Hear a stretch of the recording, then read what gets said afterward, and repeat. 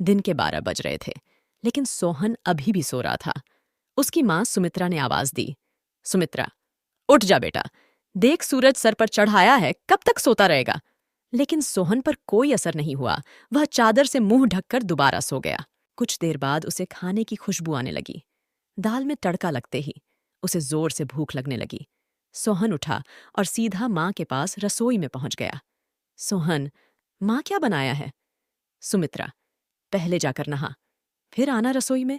दाल चावल बनाए हैं। दाल चावल सोहन को बहुत पसंद थे। वह फटाफट आंगन में गया और हैंडपंप से बाल्टी भरने लगा। इसी बीच उसे याद आया कि उसने दांत तो मांजे ही नहीं। उसने फटाफट मंजन लेकर दांतों को रगड़ लिया और मगा साबुन लेकर बैठ गया नहाने। जल्दी से नहाकर कपड़े पहनकर रसोई में पहुंच गया। सुमित्रा, अब कहाँ चल दिया? सोहन, माँ लगता है खाना कुछ ज्यादा ही खा लिया, बहुत तेज नींद आ रही है, मैं तो सोने जा रहा हूं। सुमित्रा, हे भगवान, अभी 1 घंटे पहले ही तो सोकर उठा है। तुझे बस सारा दिन यही काम है, उठो, खाओ और सो जाओ।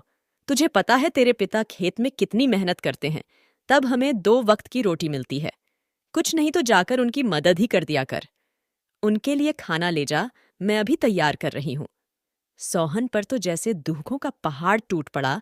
सोहन, माँ तुम्हें पता है, इतनी धूप में पहले एक बार मैं खाना देने गया था, आकर कितना बीमार पड़ गया था। तुम ही चली जाना, मैं तो सोने जा रहा हूं। सुमित्रा को बहुत गुस्सा आया।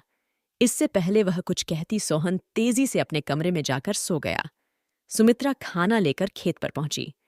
कबीरदास बहुत मेहनत से खेत जोत रहे थे। सुमित्रा, सुनो जी, पहले खाना खा लेते। कबीरदास, अरे तुम इतनी धूप में क्यों परेशान होती हो, सोहन के हाथ से खाना भेज देती। सुमित्रा, हमारे तो भाग्य ही फूट गए हैं। ऐसा आलसी बेटा मिला है, बस खाता है और सो जाता है। भगवान जाने इस लड़के का क्या होगा। कबीरदास, चिंता मत करो, एक दिन सब ठीक हो जाएगा। सोहन के माता पिता सोहन की आदत से बहुत परेशान थे। वह कोई भी काम नहीं करता था, बस सारा दिन सारी रात सोता रहता था।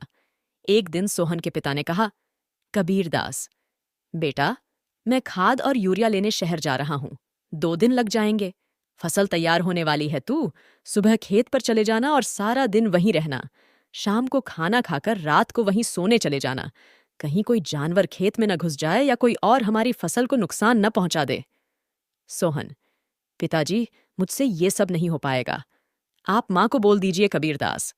नालायक खेत की देखभाल आदमियों का काम होता है।